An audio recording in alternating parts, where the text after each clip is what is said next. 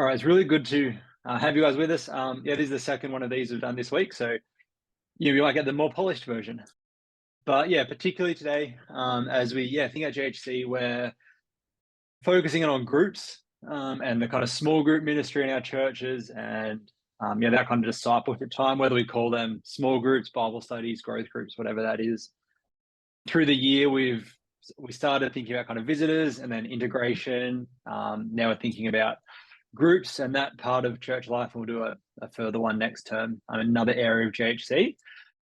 I know some of you are kind of veteran users with GHC. Some of you are kind of getting a bit of a picture of what it looks like. So I'll try and kind of not assume too much along the way. But yeah, please do kind of jump in with questions. As we go along, I'm hoping that we'll be able to kind of cover a bit of how GHC as a tool will help us do small group ministry well, and also just kind of I'll share a couple of things, and very keen for anyone else to share some just things that are working in your church as you kind of lead small groups, and want to see that kind of ministry flourishing in our churches. I was doing some kind of research late last week, and just a couple of numbers that were floating around that helped kind of shape what we're going to look at, and coming out of a slightly different context to us, but a church that has kind of half of their adult attendance in small groups is considered relatively healthy.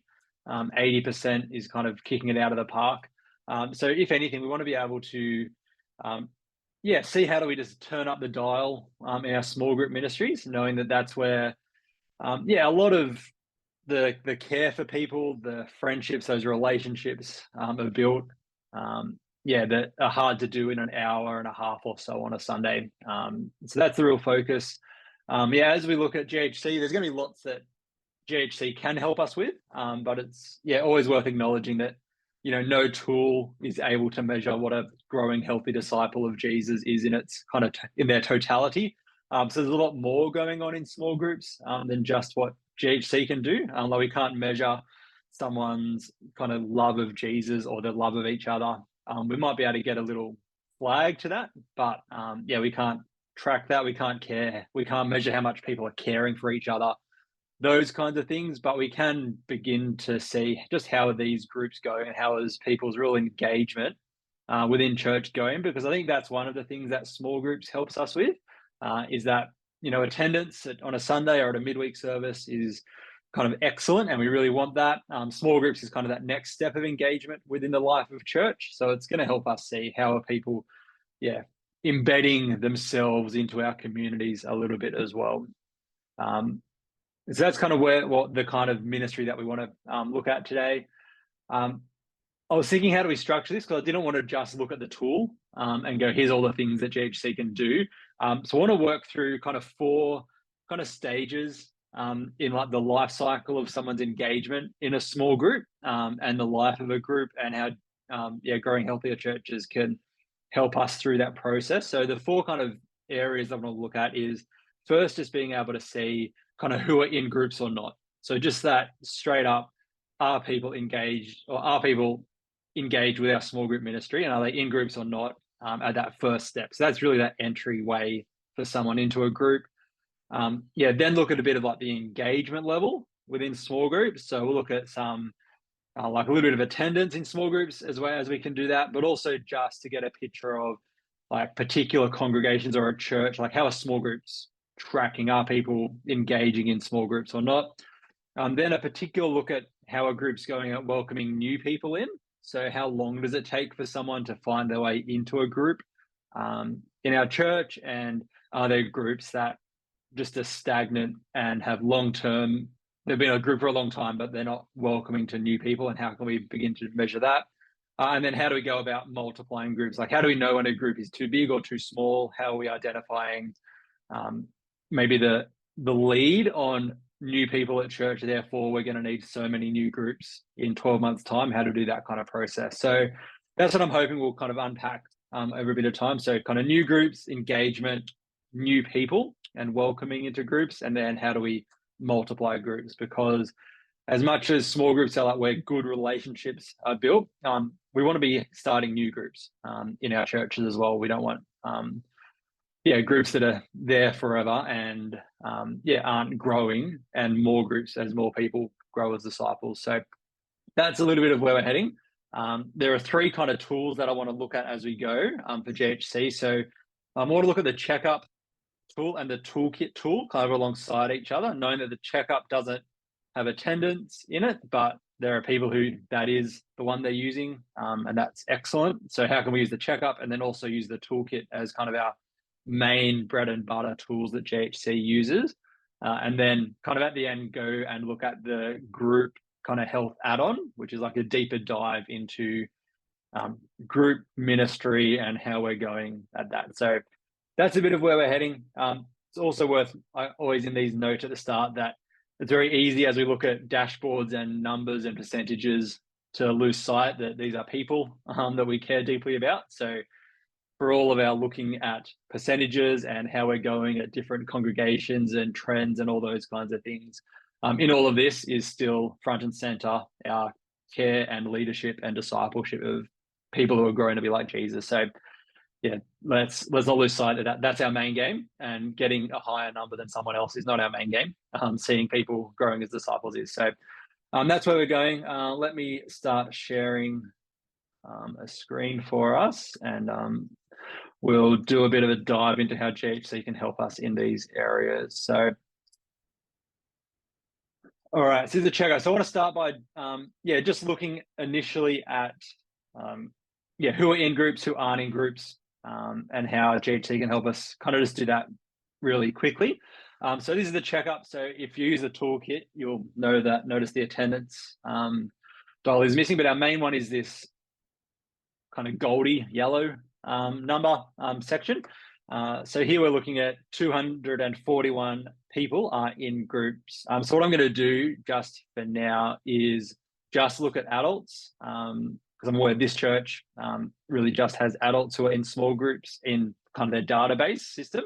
So I'll just keep that consistent across the different dashboards as we go. I encourage people to think about how can they do youth and children kind of in groups and keep that as the focus. But just for today, we'll just look at adults. So we can see there's 200 adults who are in a small group out of 288 members up at the top. So that gives them 69% of their adult members are in a small group. So we would say they're doing pretty well, just as a first initial look.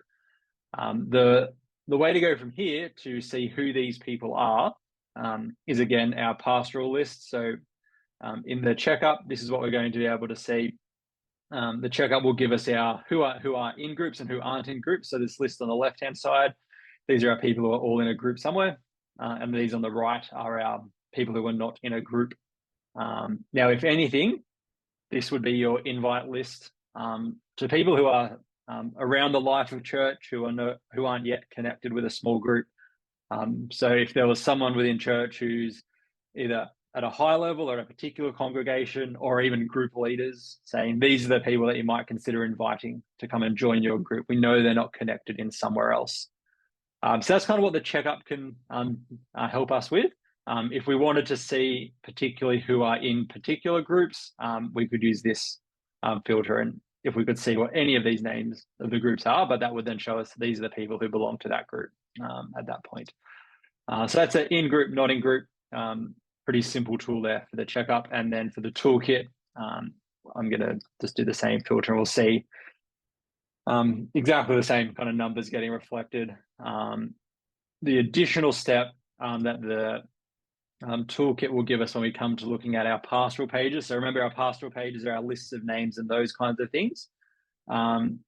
So we get a bit more information here because we get some attendance data here, but simply on the right-hand side here, this is our people who are in groups. And to do the same thing we just did in the checkup, this is just a yes, no, who aren't in groups. Again, this can prompt here's the invite list, who might be considering getting invited into a small group ministry at your church. Before we go to the attendance, that's kind of the next stage. I just want to jump to the strategic page of the checkup because, there's a little bit that we can do here as well. So still just thinking about people in or not in groups. So a group strategic one.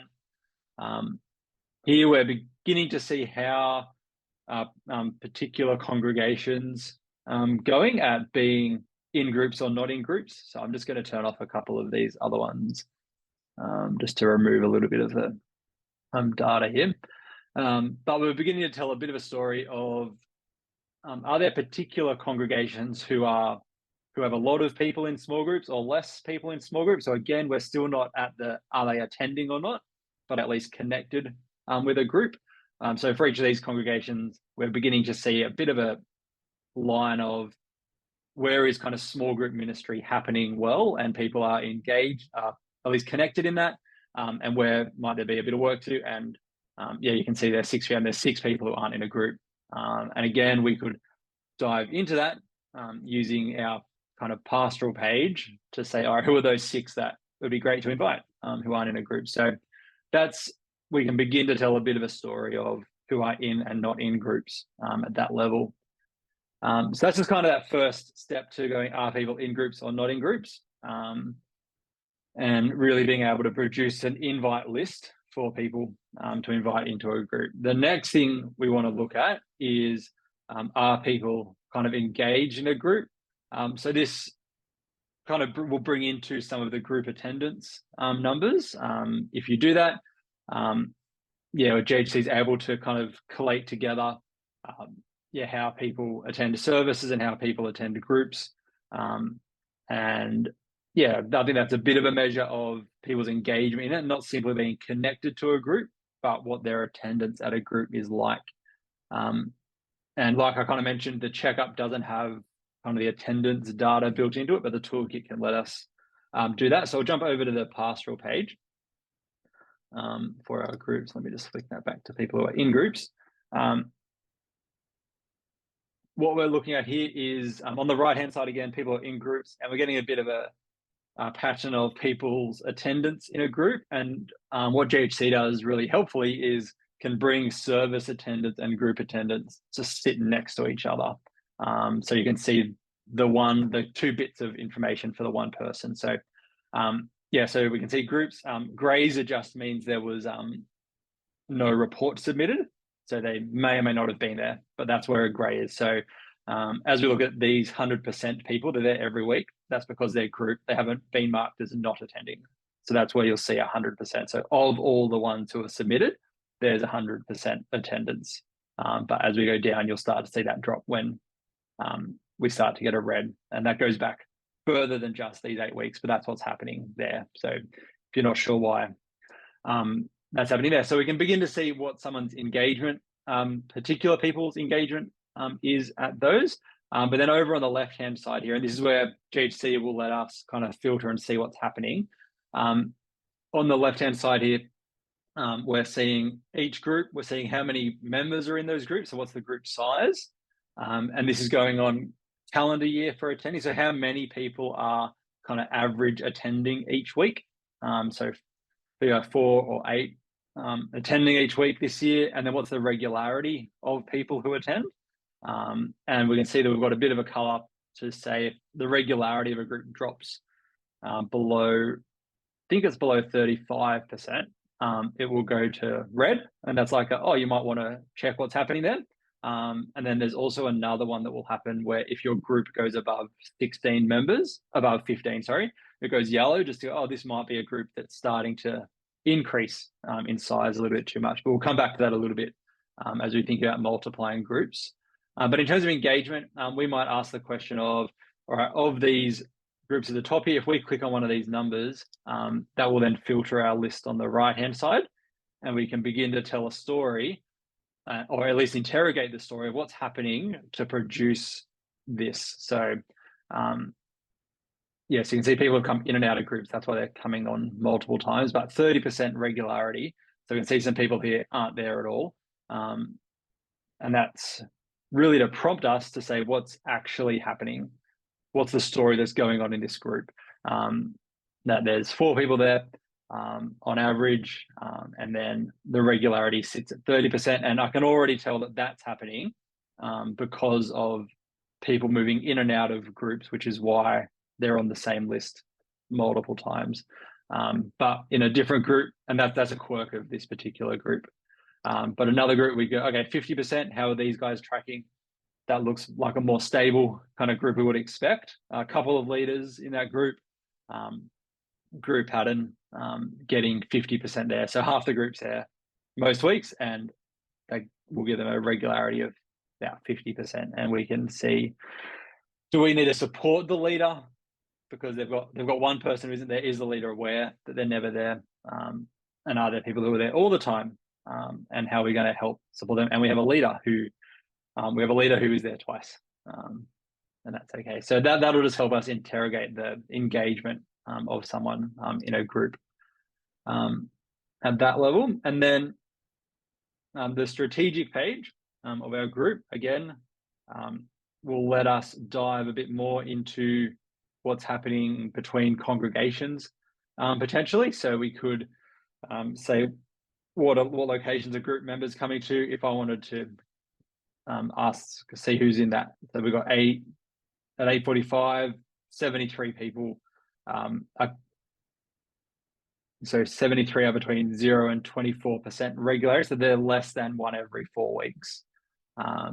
This group 17, 25 to 49.99%. So they're our kind of between 2 and 3 every, between 1 and 2 every 4 weeks. Kind of. So we can begin to interrogate what the regularity of someone at each particular location is.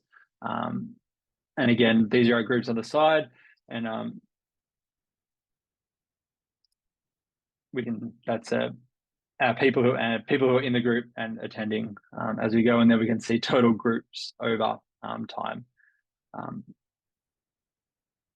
And to look at the checkup by way of comparison for this, in terms of engagement, again, we're just beginning to see people in groups, and then who are the group members, what are the size of the groups in each group, how many people are there in the checkup, and what's been the bit of a trend over time of people finding who are in groups of new members, are they finding their way to be engaged into a group?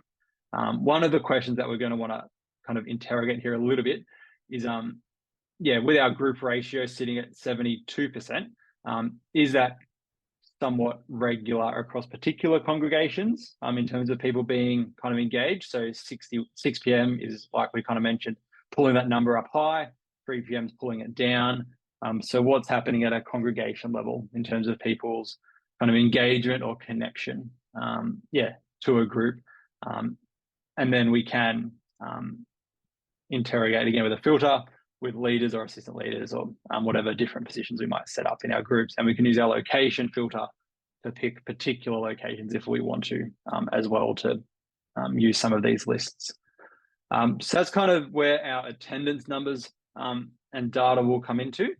What I kind of want to focus on a little bit is how are we helping people find their way into groups, knowing that that's where a lot of our kind of discipleship and care for people can happen. The first thing that's worth looking at, and this will be the same on the checkup and the toolkit, is this people added page, which looks very similar to the first page, the all people page, but tells the story of people who have been added in the last year. So across here, our visitor numbers and our stay numbers, our integration numbers will be the same as the first page. But interestingly, our group number is now asking the question of what's the percentage of people who have been added in the last year who are now in a small group. So how have we gone helping people who have shown up at church in the last year find their way into a small group? And for this church, that's at 18%. So just under 1 in 5 new people have found their way into a small group. So they've had 22 people who are new in the system in the last 12 months who are now in a small group. So that's a bit of a story of saying, how are we going at helping people who land at church find their way into a small group? Intriguingly for this church, they've only had 18 people who have become members of the new people in the last year. So there's at least 4 people who are in a small group who aren't a member yet. And that might be how they're tracking that, but that's a bit of a picture. So I think there's a version of this story where you would see 115 new people, you might see 30 added members, and you might see 22 people who have made it into a group, which would help you go, okay, how are we going helping new people become members, new members join into groups as that tracks along. So that'll help you just at a very entry level, see how are we going at that, integrating new people, not just into being attending members, but members who find their way into a small group in our church. The other couple of things that we can look at in terms of, how welcoming our new people are into our churches, or how well we are at welcoming new people into our groups, is this table graph down here. And what this is doing is saying, for the people who are in groups, how long have they been at our church? How long have they been in our database? And we would expect that 5 years or more would be a high number. People have been around church, they're in small groups. That's excellent. We're not concerned with that. We're interested in asking the question of the 0 and 1s. So how are we actually going at the people who have been at church for less than 1 year and finding their way into a small group? So we can see that for this service, there are 4 people. This one, there are 4. 2 people at 6 p.m. have been there between 0 and 1 years, have found their way into a church, into a group. So that will help us tell a bit of a story of how long it takes for someone to find their way into a group. And similarly, we could see who are the people who have been 1 to 2 years. So it seems that like 1 to 2 years, a bit more of it, that's about how long it takes for this congregation for people to find their way into a small group. So a few get there quickly, but these are where people are getting there a little bit, taking that time from when they first show up to find their way into a group.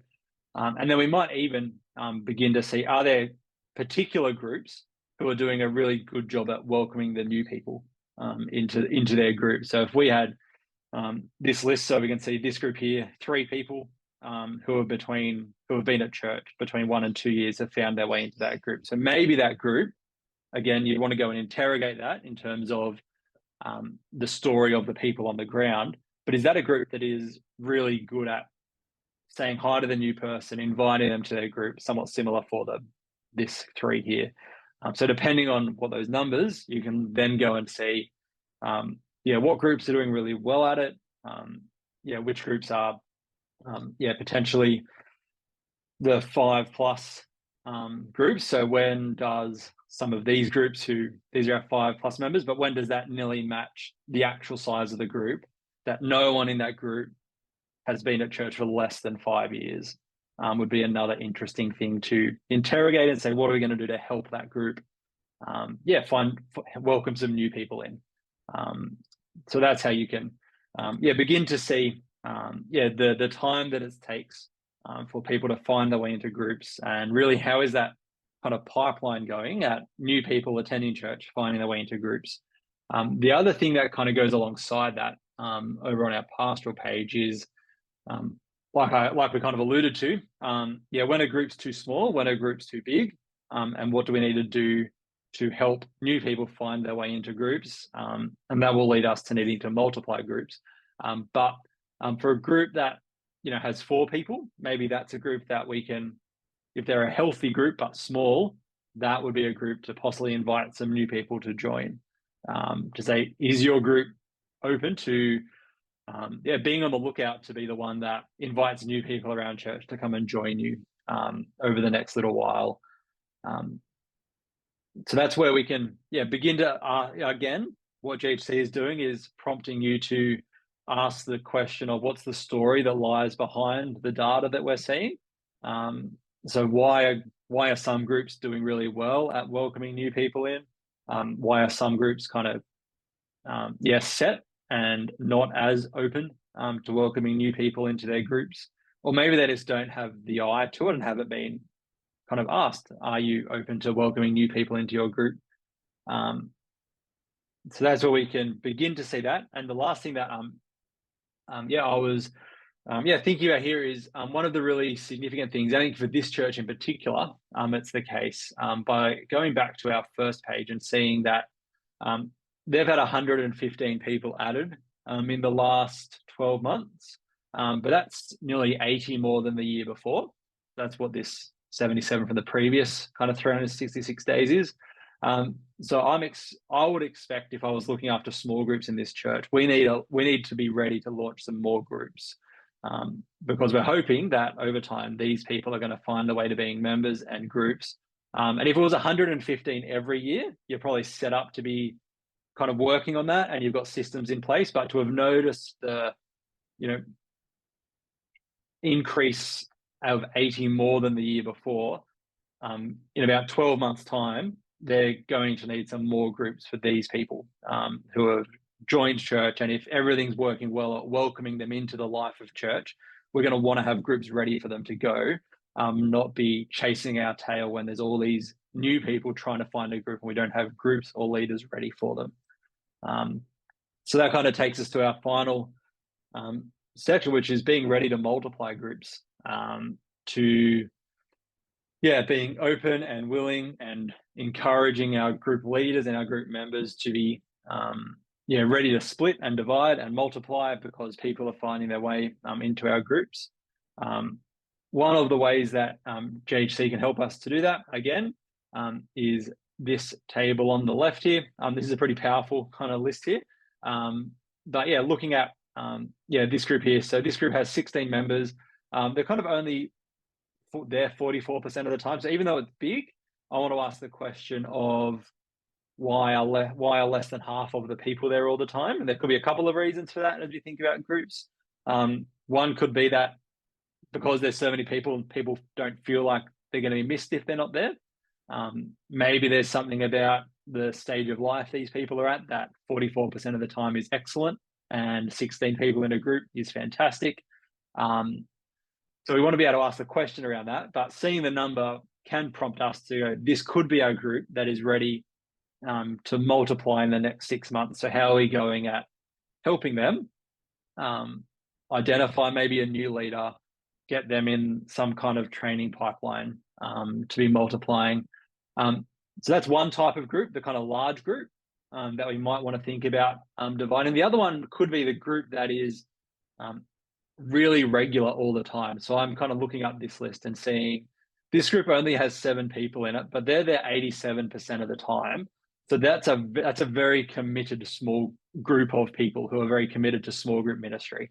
So again, that could be they just love hanging out every week together, which is excellent. And we might want to say, that's great. Now, how would you think about taking this and using what you love as small group members to be 2 or 3 other small groups for other people to come and join, because they're a very committed bunch to their small group ministry. So that could be a group that we would think about dividing up and multiplying for the sake of launching some small groups as well. And then the other one on the line is, when is it time to possibly kind of amalgamate groups? So do we have, groups with small numbers that are worth joining together for the sake of kind of some health of that group? So look, there's on 4 members, there is the average. They're nearly at 90% there all the time, but 4 people is a pretty small group. So potentially a 1 or 2 year plan could be, let's merge this group, get a bit more of a healthier size group, and then divide them again, where we can multiply 2 groups out of that as they grow, and hopefully then come out with 2 groups of more than 4 members in each. So again, this is helping us just to begin to interrogate the story that lies behind what's producing some of these numbers as we go. So again, all this data is just what's coming out of our databases, and putting it here to prompt us to ask the questions of, why is it like it is? What's the story of the people that sit behind here? And how are we going at helping them engage in our small group ministry?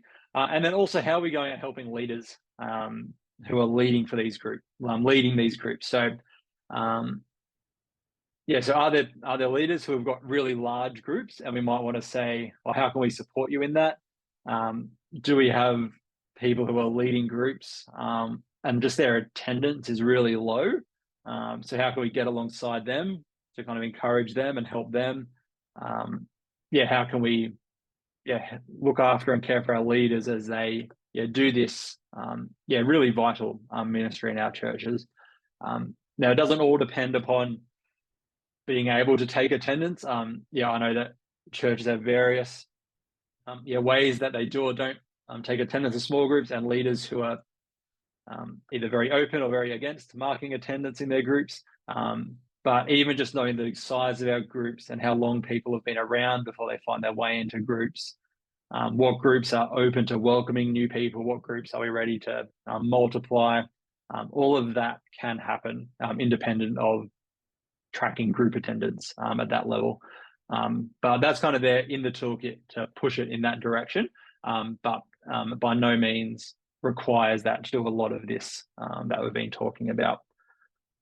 So that's kind of the checkup and the toolkit side of things, and how that can help us in our small groups. I want to spend a bit of time looking at the group health add-on, but does anyone want to kind of ask a question or clarify something with kind of these are kind of the bread and butter tools of GHC that we'd be looking at fairly regularly? Does anyone want to clarify or maybe share something that you're doing that I haven't mentioned in this kind of small group area?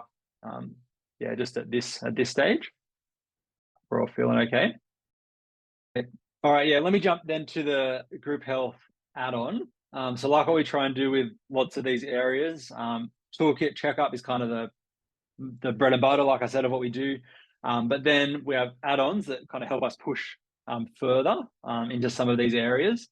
So our group add-on, our group's health, will take us further into what is happening in our small group. So yeah, if you haven't seen this, yeah, there's a lot more detail that will come out in this add-on. This is all just our small group. So there's a couple of things that are slightly different compared to our toolkit. So lots of the toolkit questions are asking around percent of members who are in small groups. Some of these numbers here, we're just looking at people in groups rather than members in groups. So you might notice that there are people who might be attending a small group who aren't classed as a member within your database. They're going to get caught up in this this add-on at that point as well. So what we're looking at here, let me just, for sake of consistency, match what we were looking at in the other one.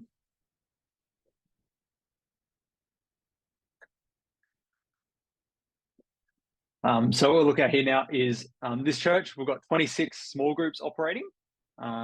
We've got 219 people in groups. Average, there's 22 meetings that are kind of getting reported on average each week, and 112 attendees per week who are getting reported. Now these numbers, so these three kind of areas, so joining, so how are people going at joining small groups? So we can see here we're looking at people who are in small groups as a percentage of the number of members, whereas on the toolkit and the checkup, they're looking at members in small groups. This is just people who are in small groups. And then again, that divided up by location. And you can see where that change happens, where 6 p.m. now has 107%, which makes you, oh, how is that possible? That there are 107% of people who are in groups. But that's because there's a group of them who aren't members who are in small groups. So that's why that's tipping over the 100% number. Just if that makes, if that makes sense, that's what's going on there. So that's where those extra people are getting drawn into this dashboard. Meetings, so how regularly meetings getting reported. So this is dependent upon a report being submitted.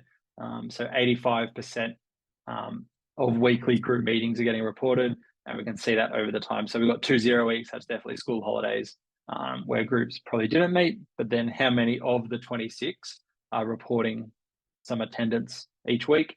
And then below, what's the regularity of people who are attending small groups, which is at 59%. And we can see if everyone showed up every week, we'd be up near that top line.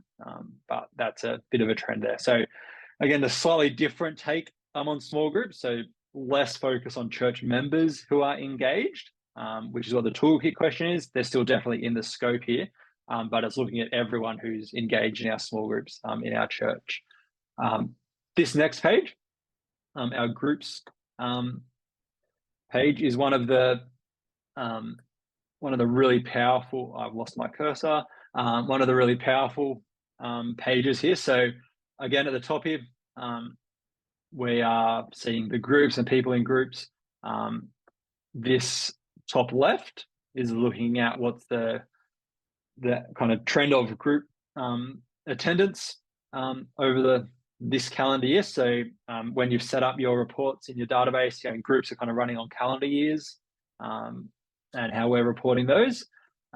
This bottom one, bottom left graph, is a pretty powerful graph in that it's grouping together how regular groups are meeting, and then how regularly are they meeting, and how regular are the people who are attending the groups showing up and being there. So we kind of get four kind of quadrants here, where we get bottom left is the group isn't meeting very regularly. So that's just that they're not submitting a report, and the group members are not there very often when they do report that they are there. The bottom right would be a group that is submitting a report every week, but no one's showing up, would be our bottom right group. A top right group is we're submitting reports and our people are regular. So that's a healthy group. Top left would be we're not meeting often, but when we meet, we all show up, is that story. So really you've got a bottom left to top right kind of line for what a healthy group would be. So top right would be our groups who are doing really well. They're meeting regularly.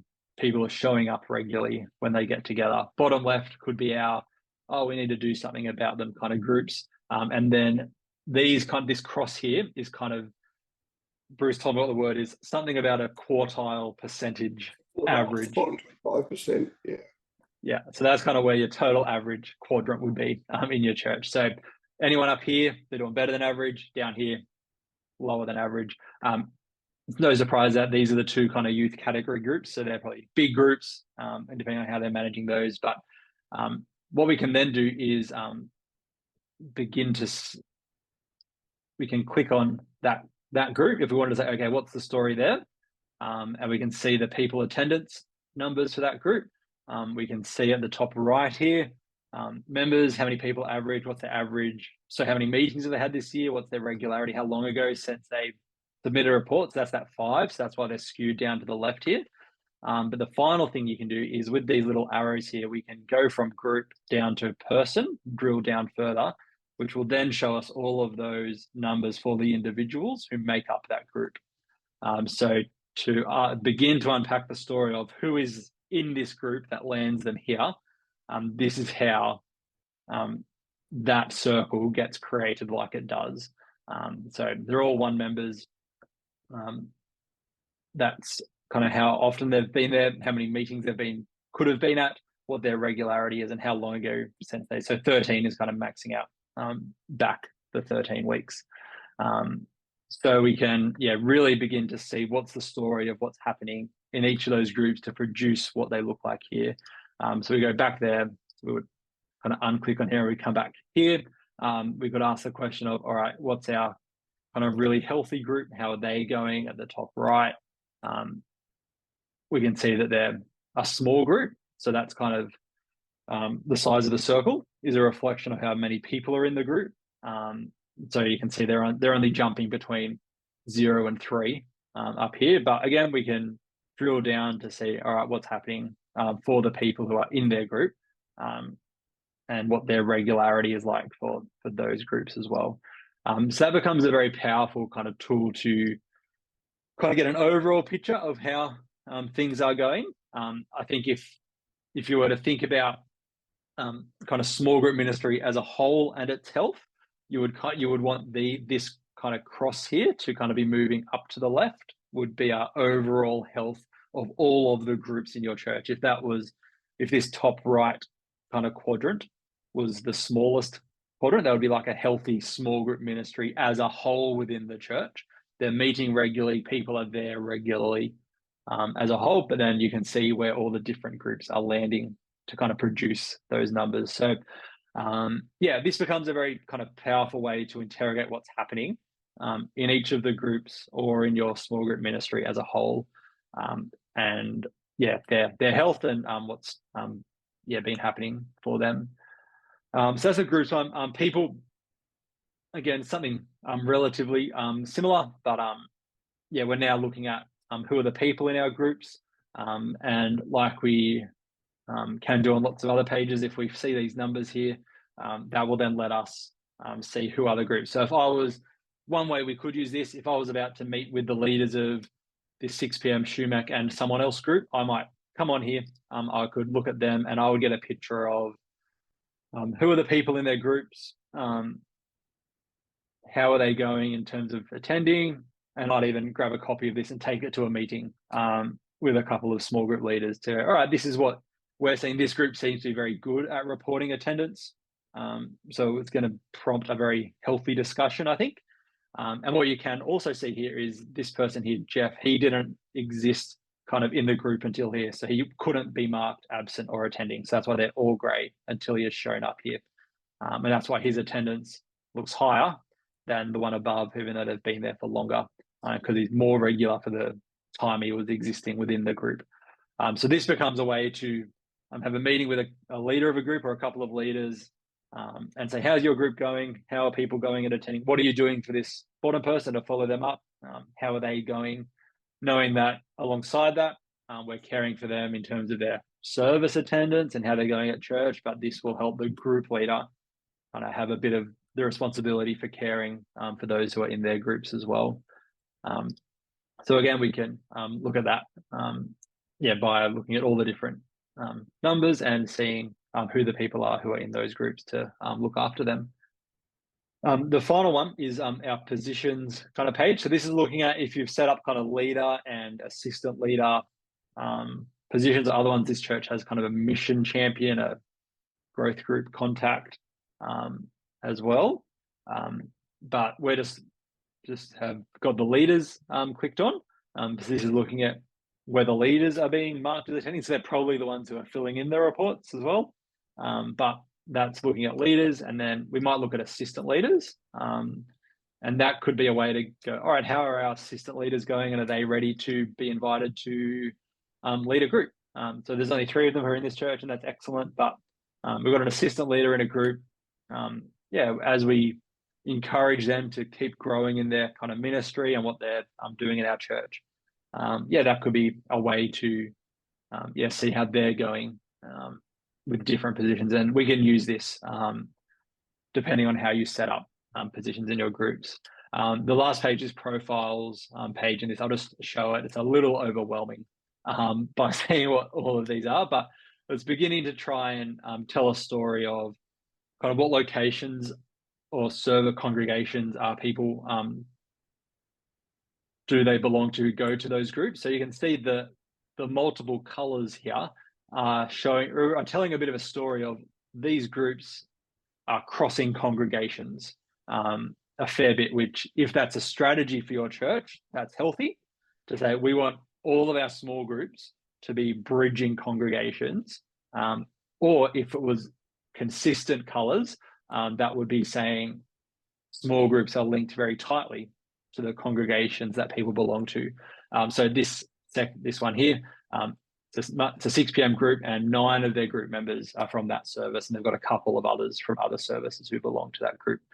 So it's kind of giving a bit of a group profile of where people are when they belong to a group. The one in the middle here is, again, telling that story of how long people have been around who have found their way into a group. And I immediately look at this and see this fluoro green group here, which says that for this group, 58% of their group have been at church for less than a year. So that is a new group because they have no one who has been around at church for more than 5 years.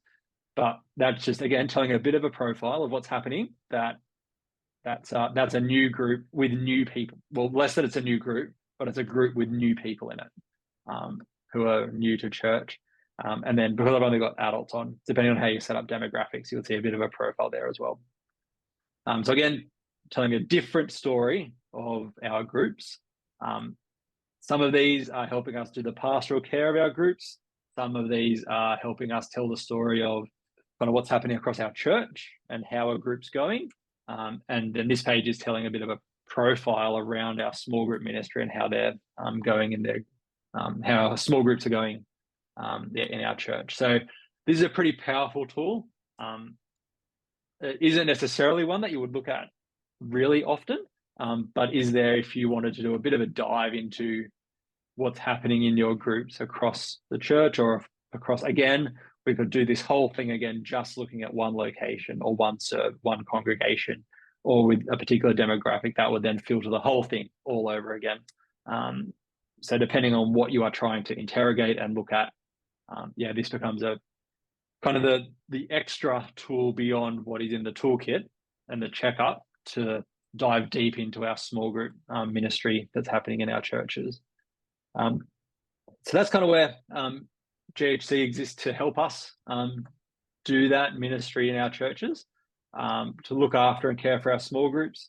I was thinking that, I'd love to hear from any of you who are kind of using GHC in kind of leading small groups well, or things that are working, or even what are you doing just in small group ministry that's working really well. A couple of things that I was thinking about were how do we go at telling stories of what happens in small groups? So even working through this for the last 40 minutes, there's a couple of groups that I'm like, how do I help the whole church know about what's happening in that group? So maybe it's happening, but that group who has lots of new members, how do I help them tell a story to the wider church about being engaged in a Bible study group or a small group?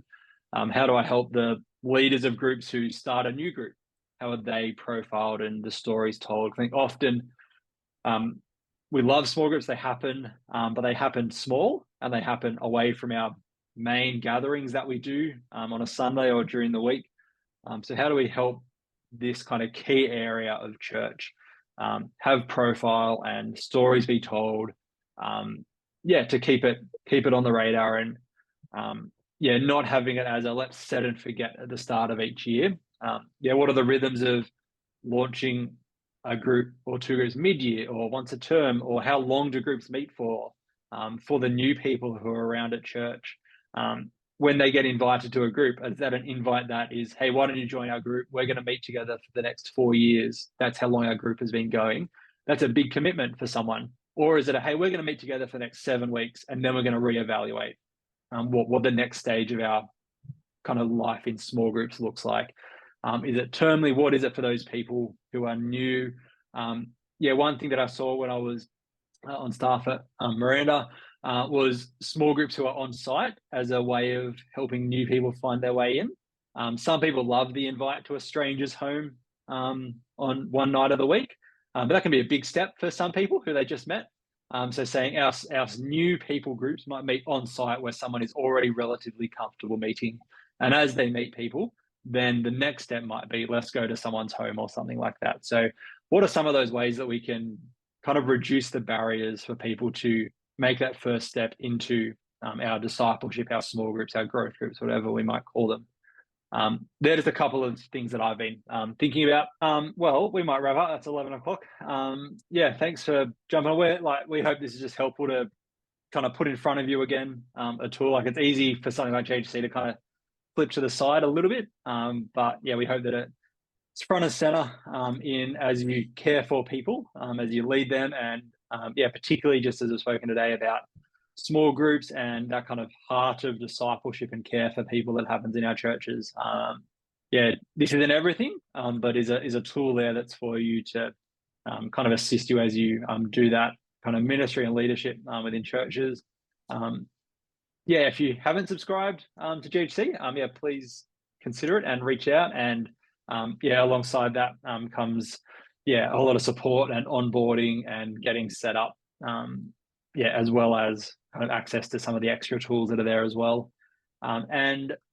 Just flagging that each year we're trying to do 4 of these webinars. So earlier in the year we looked at kind of visitors and new people. We looked at integration. Today we're on groups.